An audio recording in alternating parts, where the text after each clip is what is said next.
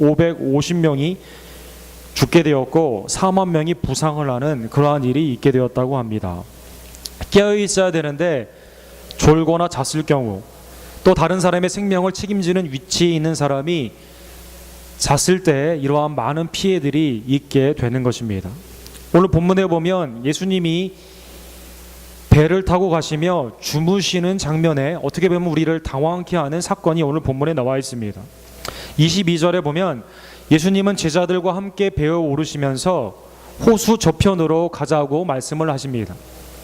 호수 이편과 저편은 전후 문맥을 보면 가보나움 쪽에서 거라사인 쪽으로 가는 그 방향을 의미합니다. 우리는 좋은 직장이나 또 좋은 명예나 돈을 위해서 집을 이사하거나 다른 곳에 가곤 합니다. 그러나 성경에 보면 예수님이 장소 이동하는 이유는 딱 한 가지 이유인데, 그것은 구원 사역에 관련되어 있는 전도와 관련이 있는 것입니다. 유대인 지역의 중심인 가보나움에서 이제 거라사인, 게네사렛이라고 불리는 지방이죠. 이방인들이 많은 지역으로 예수님은 제자들과 더불어 전도를 하기 위해 배를 저편으로 가기를 원한 것입니다. 성경에 보면 하나님은 우리에게 저쪽으로 가라, 이쪽으로 가라고 하는 명령들이 나와 있습니다. 헨리 나온이라는 영성가는 신앙이란 무엇이냐? 신앙은 주님과 함께, 그러나 우리에게는 알려주지 않은 미지의 여정이다라고 말하고 있습니다. 창세기 12장 1절에 보면 하나님의 구원의 역사는 아브라함이라는 한 개인을 부르며 이제 아브라함, 이삭, 야곱의 그 계보를 잇는 구원의 역사가 시작되게 됩니다. 갈대아 우르에 있었던 아브라함에게 하나님은 이렇게 명령하십니다. 너는 너의 고향과 친척과 아비의 집을 떠나 내가 내게 보여줄 땅으로 가라라고 말씀한 것입니다. 매우 익숙해 있었던 나의 친척과 나의 직업이 있는 그 장소가 아닌 하나님이 지시하는 그 땅으로 미지의 여정을 하나님과 함께 아브라함은 떠나게 된 것입니다. 또 누가복음 앞에 5장에 보면 우리가 살펴본 바와 같이 깊은 데로 그물을 던지라고 하는 예수님의 명령에 의해 많은 고기들을 제자들이 잡게 됩니다. 그런데 예수님은 나를 떠나소서라고 하는 시몬에게 이렇게 말을 합니다. 무서워하지 말라. 이제 후로는 내가 사람을 취하리라 하시니 그들이 배들을 육지에 대고 모든 것을 버려두고 예수를 따르니라 라고 말씀한 것입니다. 방금 잡은 고기, 또 더 많이 잡을 수 있는 배를 남겨두고 한 번도 해보지 않았던 사람 낚는 어부가 되기 위해 주님이 따르라고 하시는 그 명령에 의해 주님과 함께 여정을 떠난 것입니다. 호수 이편에서 저편으로 가는 것, 우리 인생의 한 포인트에서 주님이 여러분과 저를 부르십니다. 너는 나와 함께 이곳으로 가자라고 말씀해 주시는 것입니다. 신앙의 여정에 우리가 기대하는 것은 안락한 삶, 나의 정욕의 모든 것들이 이루어지는 이 땅에서의 꿈이 이루어지는 것을 상상해 볼 수가 있습니다. 그러나 성경에서는 한 번도 그것을 신앙의 여정 가운데 개런티 한 적이 없습니다. 오히려 오늘 23절에 나와 있는 것처럼 신앙의 여정에는 주님이 함께 하시지만, 주님이 가자고 말씀하셨지만, 그러나 그 가운데는 광풍이 기다리고 있는 것입니다. 예수님은 잠이 드셨더니 마침 광풍이 호수로 내리침에 배에 물이 가득하게 되어 위태한지라 라고 말씀한 것입니다. 갈릴리 어업에 능숙하고 당시의 날씨에 익숙했던 제자들에게도 핸들할 수 없었던 큰 광풍이 그들에게 오게 된 것입니다. 광풍, 미칠 광자의 바람풍차, 미친 바람처럼 막 왔기 때문에 생명이 위태해진 것입니다. 우리 인생에는 이러한 실질적인 바람뿐만 아니라 수많은 인생의 여러 종류의 신앙의 광풍들을 만나게 됩니다. 주님이 가자고 했고 주님이 함께 계시지만 내가 핸들하기는 어려운 인생의 수많은 광풍들을 만나게 된다는 것입니다. 선교여행을 마친 후에 바울 사도는 안디옥 교회에 돌아와 제자들에게 이렇게 말을 합니다. 제자들의 마음을 굳게 하여 이 믿음에 머물러 있으라 권하고, 또 우리가 하나님의 나라에 들어가려면 많은 환난을 겪어야 할 것이니라 라고 말씀한 것입니다. 하나님의 나라, 예수님의 부르심이 있고 주님의 나라에 들어가는 그 신앙의 여정에는 많은 환란이 있다라고 제자들에게 바울 사도가 말씀해 주신 것입니다. 제자들이 만난 광풍은 꼭 제자들에게만 광풍이 있었다라고 성경은 말하지 않습니다. 광풍은 여러 종류가 있으며 특별히 갈릴리 지형으로 보면 이것은 이미 제자들이 알고 있었던 광풍의 종류로도 추측될 수 있는 것입니다. 갈릴리 지역은 해저 211m에 위치하고 있습니다. 분지의 지역으로 있기 때문에 위에 산에서 아래로 내려 꽂는 높새바람이 지금도 많이 있어 유람선도 가끔씩 좌초되곤 한다곤 합니다. 렘브란트의 수많은 그림 중에 가장 비싸게 팔린 그림 중에 하나가 이 갈릴리의 광풍이라는 그 그림인데요. 이 그림을 자세히 좀 보이지는 우리는 않겠지만 이 제자들이 이 광풍을 핸들하기 위해 굉장히 노력하고 있고 어떤 제자들은 죽음 가운데 공포스러운 모습을 하고 있는데 예수님은 오른쪽 맨 아래 아주 평온하게 그것을 지켜보고 계십니다. 어쨌든 높새바람의 효과로 말미암아 광풍은 제자들뿐만 아니라 그 당시에 많은 사람들, 또 오늘날에 많은 사람들이 그 가운데 만나게 되는 것입니다. 신앙의 여정 가운데 우리가 만나는 질병의 광풍, 재정의 광풍, 인간관계의 광풍, 또 직장이나 사업 가운데 있는 광풍들은요, 신앙인들만 반드시 만나는 것은 아니다라는 것입니다. 믿지 않는 사람도 만날 수 있고 또 모든 사람이 다 겪을 수 있다라는 것입니다. 우리는 거기에서 면제되거나 제외된 것이 아니라 그 광풍을 지나가도록 우리는 부름받고 있는 것입니다. 제자들은 위태한 그러한 광풍의 몰아침 가운데 매우 마음이 불안했던 것 같습니다. 오늘 24절에 보면 제자들이 나와 깨워 이르되 주여 주여 우리가 죽게 되었나이다 라고 물었던 것입니다. 예수님은 어떻게 그 광풍 가운데 주무실 수 있었을까요?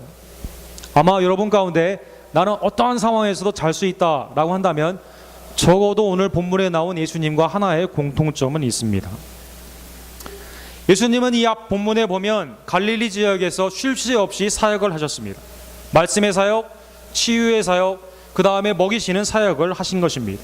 그리고 본인과 제자들은 먹을 틈조차 없을 정도로 매우 그 사역이 고단했다라는 것입니다.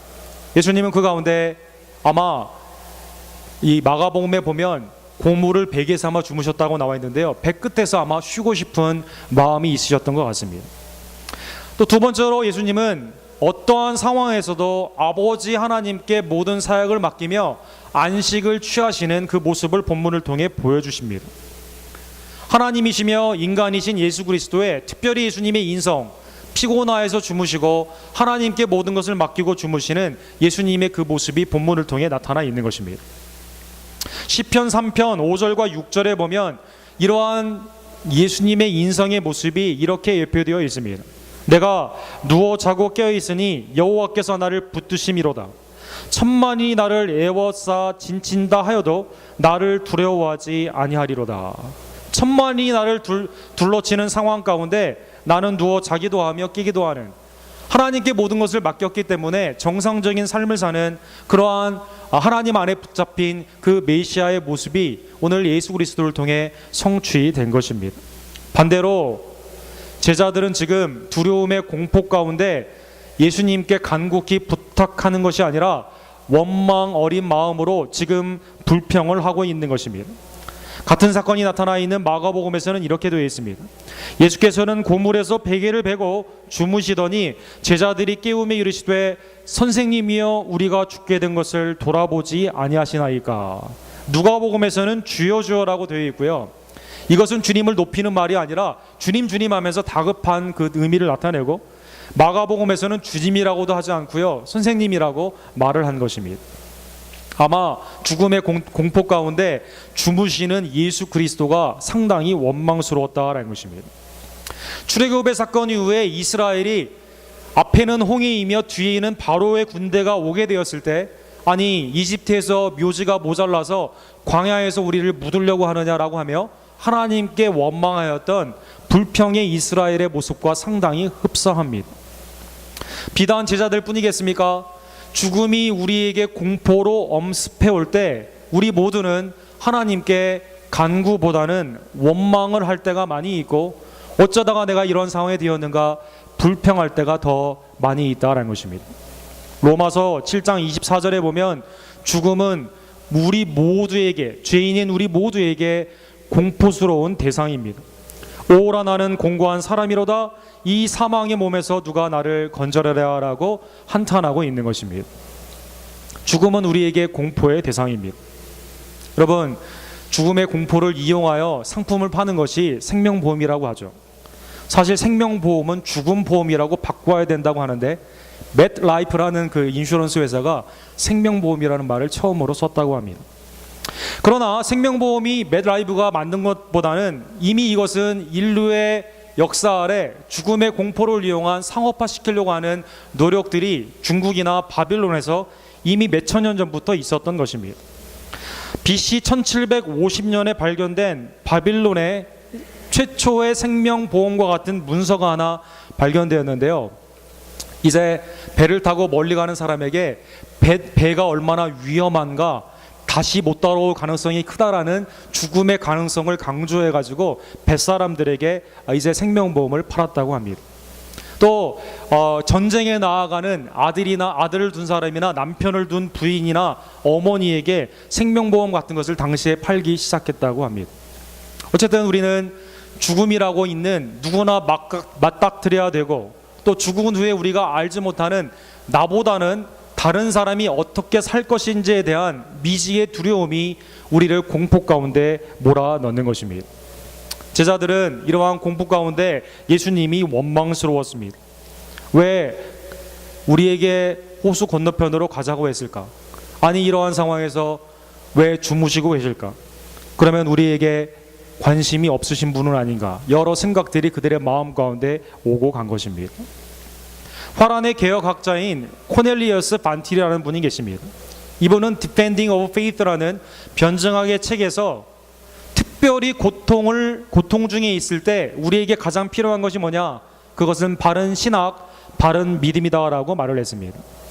제자들이 지금 프리스포지션, 잘못된 전제를 통해 예수님을 판단하고 원망하고 있습니다.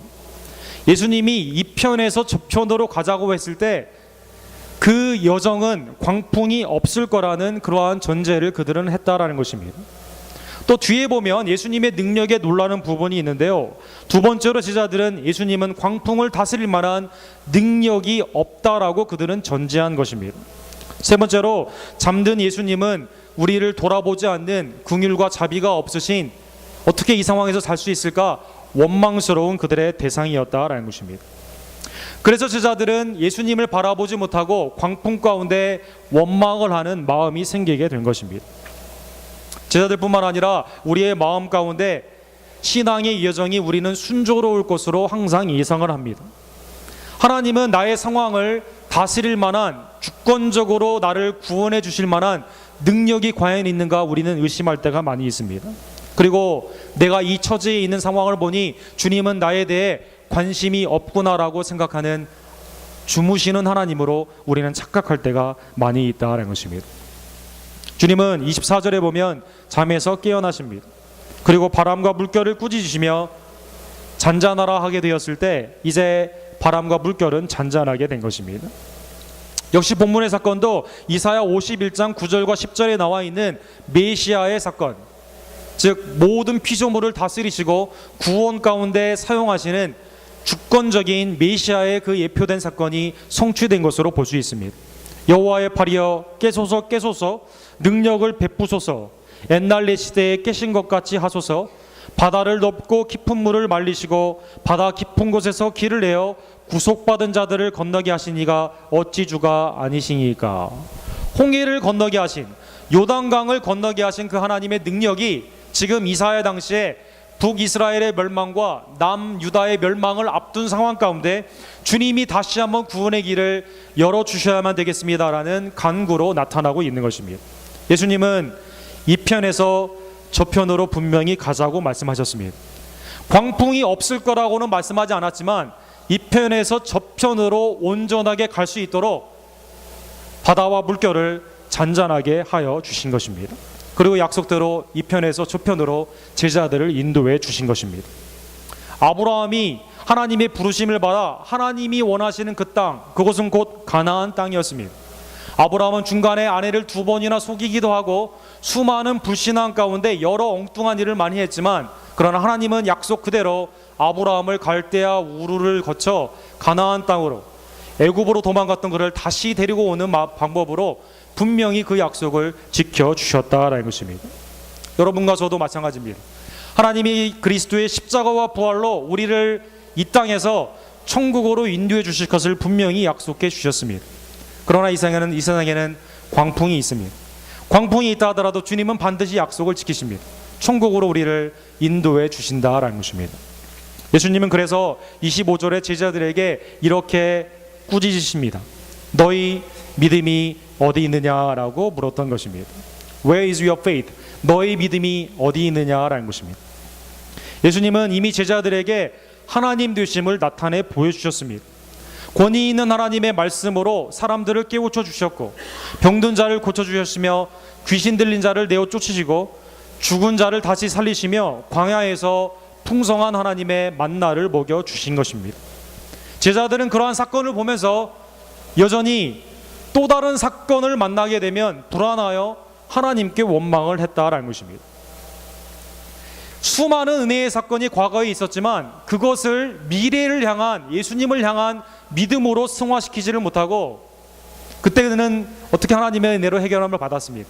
또 다른 문제가 있으면 믿음이 없고요, 또 불안하여 하나님을 원망했다라는 것입니다. 주님은 여러분과 저에게 동일한 질문을 하고 계십니다.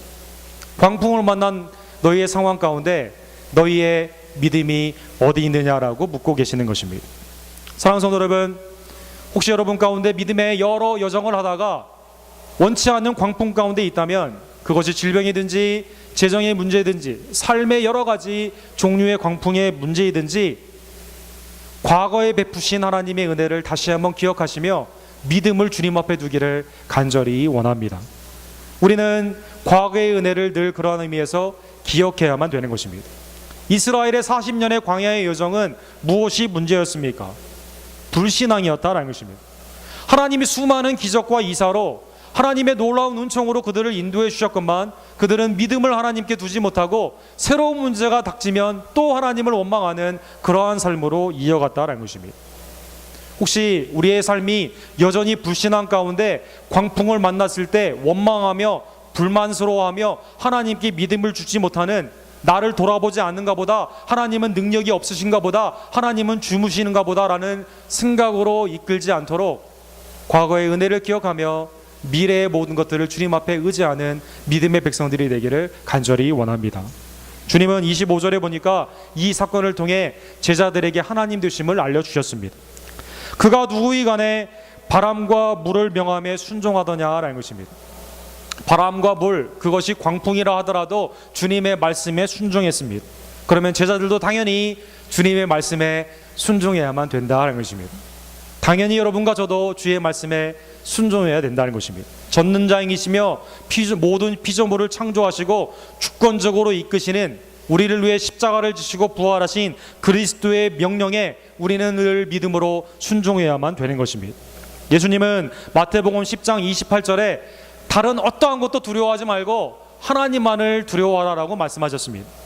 몸은 죽여도 영혼은 능히 죽이지 못하는 자들을 두려워하지 말고 오직 몸과 영혼을 능히 지옥에 벌할 수 있는 일을 두려워하라라는 것입니다. 여러분, 싸움을 할 때 가장 큰 그 왕초를 믿게 되면 그 다른 어떠한 것도 두려워하지 않게 되는 거 아닙니까? 세상의 가장 모든 것들을 창조하시고 나를 사랑하시며 나를 돌보시는 그 하나님을 경외 믿음으로 예배하게 되면 세상의 사탄 마귀에, 또 세상의 죄로 오염된, 또 나의 죄성 가운데 있는 수많은 광풍을 만나다 하더라도 우리는 두려워하지 않을 수 있다는 것입니다. 사랑하는 성도 여러분, 오직 하나님만을 경외하기를 간절히 원합니다. 오늘 본문에 보면 주님은 아직 불신앙 가운데 있는 이 제자들을 위해서, 또 여러분과 저를 위해서요, 십자가를 지시고 부활하신 주님은 이렇게 약속하여 주십니다. 요한복음 14장 18절에 보면 예수님이 조금 있다가 하나님께로 간다고 하니 제자들이 불안해합니다. 그때 예수님이 세상이 줄 수 없는, 나만이 줄 수 있는 평강을 너희에게 주시겠다라고 말씀하시며 내가 너희를 고아와 같이 버려두지 아니하고 너희에게 오리라라고 말씀하십니다. 마태복음 28장 20절에는 하늘과 땅의 권세를 가지신 예수 그리스도께서 죽으시고 부활하신 후에 제자들과 여러분에게 이렇게 약속해 주십니다. 내가 세상 끝날까지 너희와 항상 함께 있으리라 라고 약속해 주신 것입니다. 사랑하는 성도 여러분, 아브라함을 보내신 자도 하나님이십니다. 제자들을 사람 낚는 어부를 위해 나를 따르라고 말씀하신 분도 예수 그리스도이십니다. 호수 건너편으로 가자고 하신 분도 예수님이시다라는 것입니다. 여러분과 저에게 천국을 약속하시며 그 믿음의 여정을 부르신 그분도 예수 그리스도이신 것입니다. 예수님의 부르심과 은사는 후회가 없다라고 성경에 말씀하고 있습니다. 믿음의 여정 가운데 광풍이 있다 하더라도 반드시 하나님의 약속의 그곳으로 하나님이 이끄심을 다시 한번 믿으시며 우리를 사랑하시고 돌보시며 그리고 그 능력 가운데 모든 광풍을 잠잠케 하시는 하나님께 믿음을 두는 우리 언덕교회 성도님들 되기를 간절히 원합니다. 여러분, 미국의 대통령 가운데 우리 존 F 케네디와 더불어 암살을 당한 분 중에 우리 제임스 가필드라는 분이 계십니다. 우리 여행을 갔을 때 국회의사당 앞에서 우리 단체 사진, 우리 가필드 그 대통령 동상 앞에 우리 사진 찍지 않았습니까? 찍지 않았습니까, 여러분? 그분이 그분입니다, 여러분. 가필드. 6개월만 대통령을 하고요, 총에 맞아서 죽게 된 것입니다. 가필드 대통령은 굉장히 특이한 경력이 있는 분이에요. 그분은 순회 설교자였습니다. 그러니까 오늘날로 말하면 목사님이셨다는 것입니다. 그리고 정치에 입문하여 이제 대통령까지 가게 된 것이죠. 그는 총 2발을 맞고 이제 죽음을 맞이하는 시기가 오게 되었습니다. 국가가, 대통령이 총에 맞아 죽는 상황 가운데 국가가 전체가 흔들리는 상황 가운데 가필드는 하나님이 나에게 원하시는 모든 사역은 이것이 끝이다라고 말을 하며 내가 모든 것을 하나님께 맡긴다라고 하며 장례식 때 당시 메리 베이커라는 분이 작사를 한 생키가 불러서 유명해졌던 구주여 광풍이 불어라는 찬양을 모든 미국 사람들에게 불리기를 원했다고 합니다. 그는 하나님이 이러한 어려운 가운데서도 분명히 미국을 하나님이 원하시는 방향으로 이끌 것을 믿었기 때문에 구주여 광풍이 불어, 이따 우리가 설교 후에 찬양을 할 텐데요, 주님이 말씀하시면 잠잠케 하시고 주님을 의지하게 되면 하나님의 뜻이 분명히 이루어진다는 믿음으로 주님을 의지하게 되면 우리가 두려움에서 벗어날 수 있다는 믿음을 가지고 미국을 다시 한번 신앙 가운데 그의 죽음을 통해 돌리기를 원했다라는 것입니다. 로마서 8장 38절에서 39절에 보면 하나님이 그리스도를 통한 우리의 사랑은 사망이나 생명이나 천사들이나 권세자들이나 현재일이나 장래일이나 능력이나 높음이나 기품이나 다른 어떠한 피조물이라도 우리를 우리 주 예수 그리스도 안에 있는 하나님의 사랑에서 끊을 수 없다라고 선언하고 있습니다. 사랑하는 성도 여러분, 우리의 신앙의 여정이 광풍이 있다 하더라도 예수 그리스도의 십자가와 부활을 믿는 성도에게는 하나님이 반드시 천국으로 인도해 주시는 것입니다. 신앙의 여정에 어려움이 있다 하더라도 반드시 예수 그리스도는 우리를 돌보시며 사랑 가운데 하나님이 원하시는 그 뜻대로 우리를 온전히 성취하시게 한다라는 것입니다. 오늘 본문의 말씀을 통해 특별히 인생의 광풍을 맞이하는 모든 성도님들, 죽음의 공포 가운데 또 광풍의 여러 가지 이유로 마음의 두려움이 있다면 그 모든 것들을 주님 앞에 내려놓으시고 하나님 보좌 우편에서 지금도 끊임없이 우리를 위해 중보하시는 예수 그리스도, 이러한 나를 십자가와 부활로 구원하여 주신 주님께 믿음을 두며 주님이 말씀하신 그곳에 반드시 우리가 다다람을 의심하지 마시고 오직 주님께 믿음을 두는 하나님의 귀한 성도님들 되기를 간절히 원합니다. 너희의 믿음이 어디 있느냐? 광풍을 당한 제자들과 성도에게 묻는 주님의 질문입니다. 너희의 믿음이 어디 있느냐? 주님께 있습니다. 고백하는 우리 언덕교회 모든 손님들 되기를 주님의 이름으로 간절히 축원합니다. 기도하겠습니다. 사랑하는